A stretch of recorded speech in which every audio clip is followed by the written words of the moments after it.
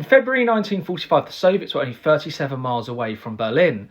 However, they didn't attack till April 1945, and this is because the Soviets had to restock and resupply their troops, and also needed to sweep up resistance in East Prussia, whilst the Western Allies were hundreds of miles away from Berlin. But by the 11th of April 1945, they're only 50 miles away from Berlin. So why didn't the Western Allies push and attack Berlin?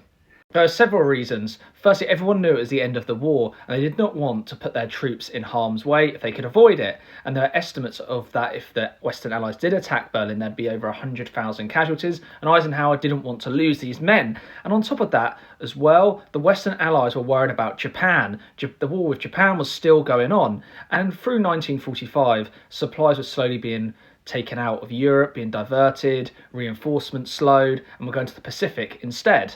The other reasons were that Eisenhower and many others feared that there would be potential friendly fire between the Western Allies and the Soviet Union by accident if they tried to get Berlin. And on top of that, Eisenhower wanted to prevent any diplomatic issues happening.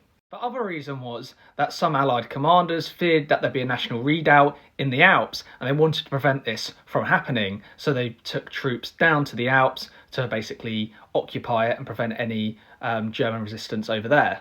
Bomber Command was bombing Berlin in 1945, so it did sort of play a role in attacking Berlin. However, historians now believe that if the Western Allies did push towards Berlin, the German army would have surrendered. And this is because the German army were more likely to surrender to the Western Allies than the Soviets.